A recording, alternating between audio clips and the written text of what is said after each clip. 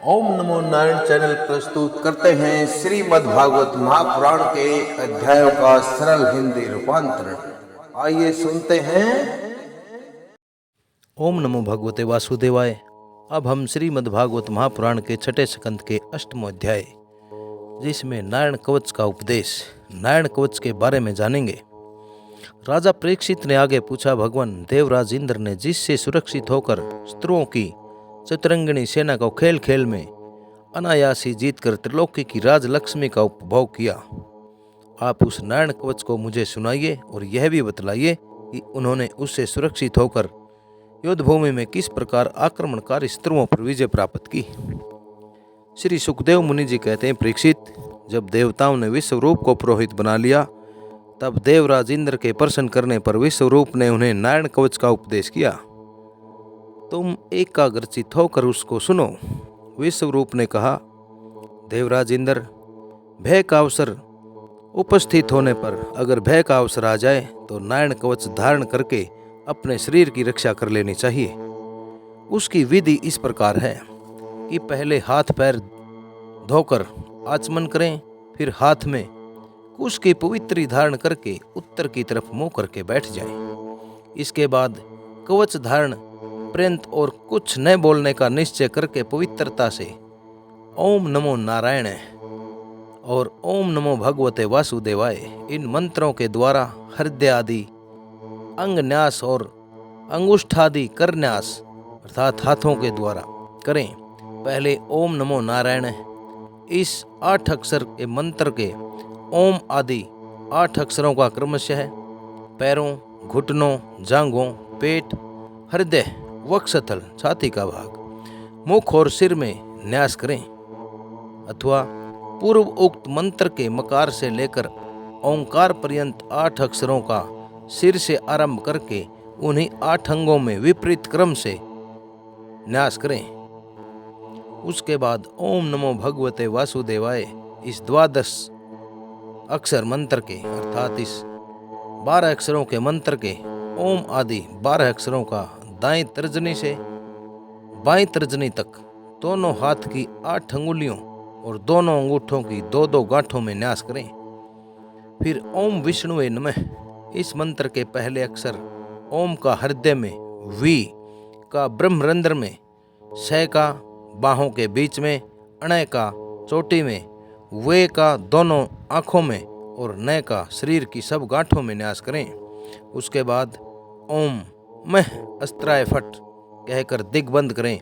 इस प्रकार न्यास करने से इस विधि को जानने वाला पुरुष मंत्र स्वरूप हो जाता है। इसके बाद समग्र ऐश्वर्य, सभी प्रकार के ऐश्वर्य, धर्म, यश, लक्ष्मी, ज्ञान और वैराग्य से परिपूर्ण इष्ट देव भगवान का ध्यान करें और अपने को भी तद्रूप ही चिंतन करें, अपने को भी इसी के अनुसार चिंतन करें।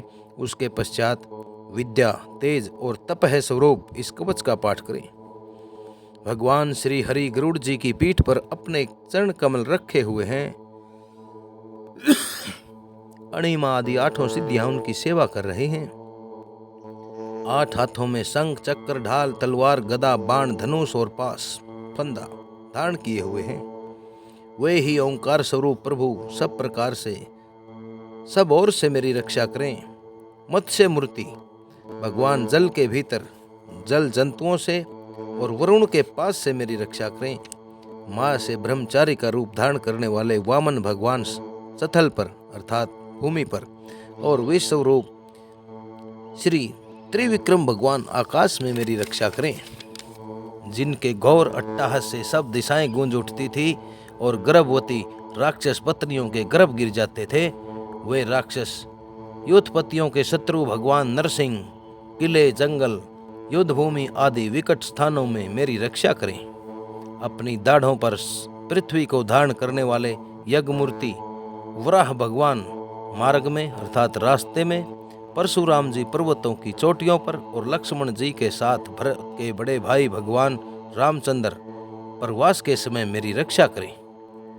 भगवान नारायण मारण मोहन आदि भयंकर अभिचारों और सब प्रकार के प्रमादों से मेरी रक्षा करें।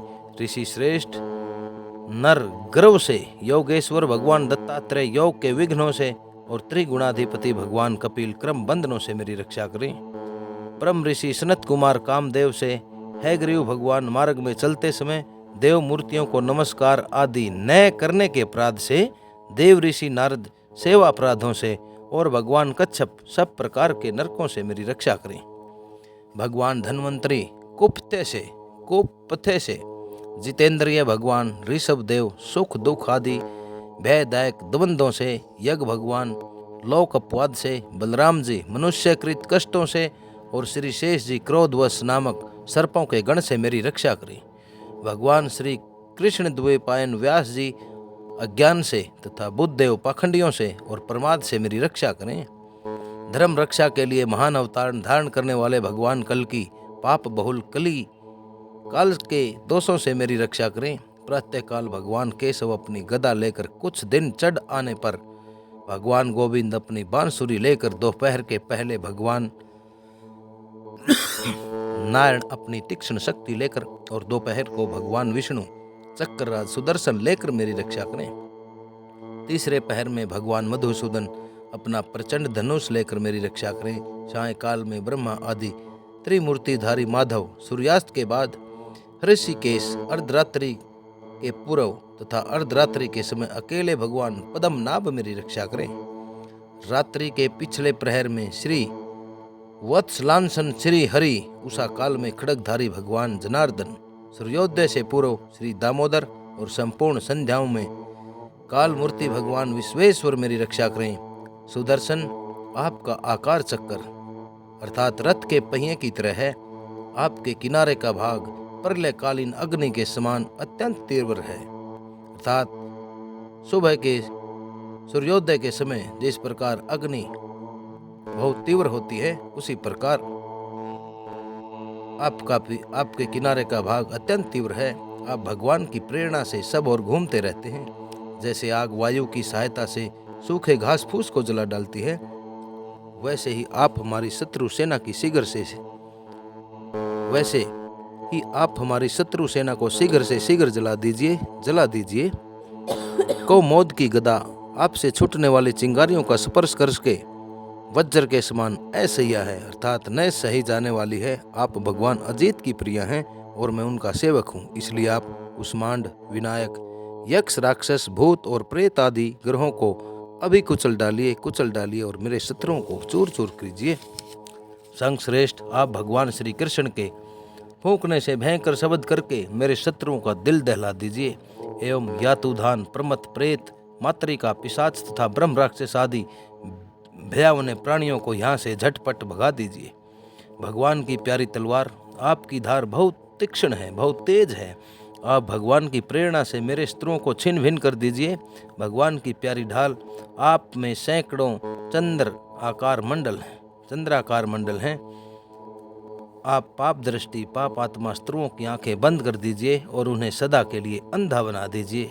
सूर्य आदि ग्रह, धूमकेतु, पुच्छल तारे आदि केतु, दुष्ट मनुष्य, सर्प आदि रेंगने वाले जंतु, दाढ़ों वाले हिंसक पशु, भूत प्रेत आदि तथा पापी प्राणियों से हमें जो जो डर हो, भय हो और जो जो हमारे मंगल के विरोधी हों, वे सभी भगवान के नाम, रूप तथा आयुधों का कीर्तन करने से तत्काल नष्ट हो जाएं।